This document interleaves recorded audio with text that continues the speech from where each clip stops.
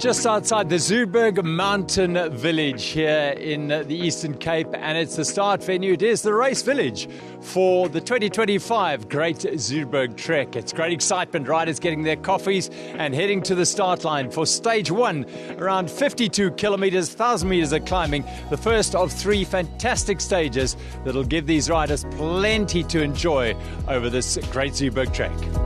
Just under 200 mountain bikers responded in similar fashion. A number of regulars, but also a huge influx of first-timers prepared for the first day's ride. After 2 years of rain and mud during the event, the weather was spot on. Crisp, clear skies overhead, a great omen for the weekend. The first 10 kilometers of stage one took them in a westerly direction on the 167-year-old Zuurberg Pass. Either side of the riders, the views were truly magnificent. This is a seldom driven or ridden pass over the spine of the Zuurberg Mountains. Well worth a trip. Turning off the pass, Linda Nyembe and Rotenda Machakache of the Exaro 2 team dropped into the fast and technical descent called For Pete's Sake. The loose surface and drainage bumps make it a tricky ride, although handled it with skill and a degree of caution at times to avoid any mishaps. The leading women's team were Del Jeppe and Jolene Viljoen, who were on one of the many short, sharp and rocky climbs that punctuated the long ride down the valley. The upside were the fast descents, which brought on the smiles. One of the many features of the race are the remote farm and grasslands that the route traverses. You get a sense of being the only riders here. Sponsors Giant laid on a Strava sector challenge. The winner, though, wasn't the fastest or even the slowest. It was the luckiest in the draw. Tyrone Kleinschmidt and Obvious Korombi were just two of 40 young riders who'd spent 3 days prior to the race at a development coaching camp that was laid on by the GZT, the Zuurberg Mountain Inn. They gained valuable insights into what it takes to be a top pro racer from Marco Hubert Hala Ndebele and Marco's dad Charles, as well as bike and suspension setup legend Robbie Powell. Two others, Letaba Leruma and Modiba Molekela, managed to open a gap on the field and eventually took the stage win back at the Zuurberg Mountain Village. Selalo Hlako and Tembani Ngobeni were a close second to their teammates as the Exaro teams took the first 4 places on the podium.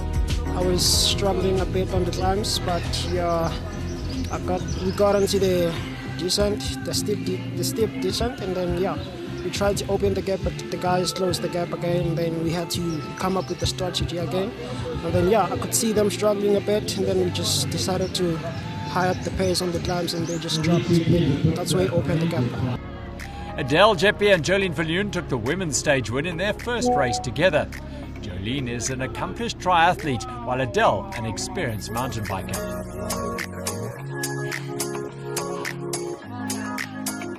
The hub of the GZT off the bike was in the courtyard of the hotel, where the race sponsors displayed their wares. Socks Footwear had good deals on their creative designs. Event clothing partner Enjoy were also there. Frank from Victoria Tires told riders all about the airliners. And then they had a chance to win a set and some Victoria Tires, courtesy of the Victoria Airliner Light Challenge. It looked easier than it was. Cyclopro Mechanic Jr. clocked a phenomenal 48 seconds to insert the airliner into the tyre. Among the riders, Paul Frankel and Adele Jeppe were the fastest man and woman and walked away with the Victoria prizes.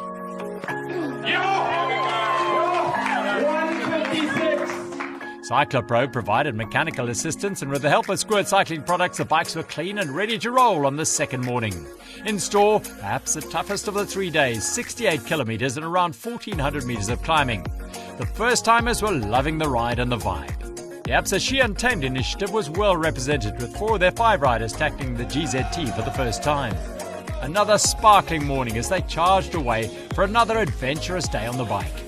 The highlight of the stage was the descent down the Seven Dwarfs Drop, a spine-tingling trail from the top of the ridge all the way down into the remote Addo Valley. Some exercised caution, others let their brakes go. Either way, it was a thriller for all. Bushi Chalezi from Kabeja opted for the cautious approach. Not so our media e-biker Robbie Powell. No breaks for solo raider Chad Grobler from PE. His lines were perfect. Linda Kuchler and Rotenda reached the bottom first and began the long trail that dips in and out of the Witterfield. Lutanda Fiati and Inseleko Adam are part of the Ntando Youth Academy in Kabeja. Brandon McLennan was smooth through the canopy trails. The first big challenge was Monty's climb. Toughest teak Tim Watson made it up okay. After a boost at the water point, it was flat out and fast down the other side. Ryan and Christian clearly enjoyed themselves. The great variety of landscape and terrain was on full display on stage 2. Out of the Addo National Park section, they passed through farmlands on open jeep tracks. Dirty Chainring's Adele and Jolene still in charge of the women's race. They were in the Sundays River Citrus Co-op lands. The SRCC Foundation is one of the GZT's biggest beneficiaries, and they provided juicy oranges to hungry riders. The cooperation of the citrus farmers knows no bounds as they cruise through the orchards under the shade netting. But there was still some work to do as they turned onto the pass and headed up towards Zuurberg. Before they got to work, though, a welcome water point en route. Max Menzies in the tartan kilt and on board his trusty fully rigid single speed handled the climb with ease. It's 10 kilometres of fairly smooth dirt road built for ox wagons by Henry Fancourt White in the 1850s. The Zuurberg Pass is a real hidden gem of the Eastern Cape. Smiles all round at the finish after a tough stage. There are various levels of accommodation at the GZT, all top class. Was also the Addo Africamps option for those who got their entries in early. They're in high demand, and you can see why. It's just something we do every now and then. Done a couple of endurance events in this, Ironman, Comrades, Epic. So we thought, why not add Zuurberg Trek to it? All for a good cause as well, for the Kids Cancer Foundation. So, And Bren's first time in the suit, so he's learning the ropes, where to put stuff, where not to wee. So, all good. At the sharp end of the race, there was just 23 seconds between the top 3 teams going into the third and final stage. A stage loaded with single track. Around 40 Ks of it, in fact, on a day that measured just 50 Ks. Heading off in the opposite direction to the first 2 days, it was a race for some to get into the single track. Others, though, were none too worried. Which, in essence, is what the GZT is all about. You ride it how you like it. Starting a couple of 100 metres from the hotel, it hugs the hillside to the right of the pass for the first 3 kilometres in a section aptly named Roller Coaster.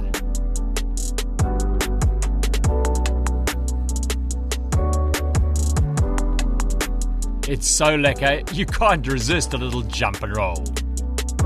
They traverse from the west to the east of the pass via the steel bridge. The bridge over the road signals a change in surface and vegetation. In contrast to the open, smooth-flowing roller coaster, they dropped into a dense, almost jungle-like Addo bush. These handcrafted trails are the product of years of exploring and hard work by brothers Trevor and Rob Hayter and their trail-building teams. Their goal was to give the riders the maximum amount of fun you can have on a mountain bike. And they have certainly succeeded in their endeavours. It's a truly amazing ride, 14 kilometres from top to bottom, all on single track. This section is worth the entry fee alone. Kleinschmidt and Korombi were working hard to defend their slender overall lead. Clarko and Ngubeni were chasing hard.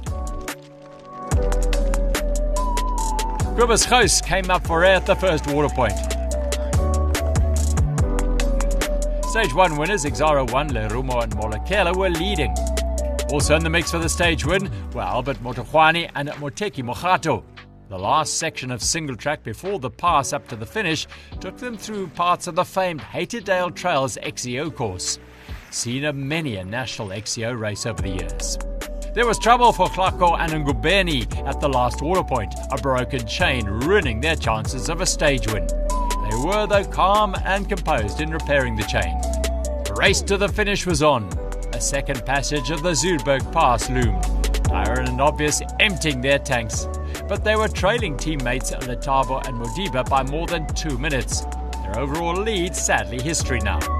No such pressure on the women's leaders, Dirty Chainrings. Adele and Jolene had plenty in hand over the second-placed Namib Swakop ladies as they cruised up the pass.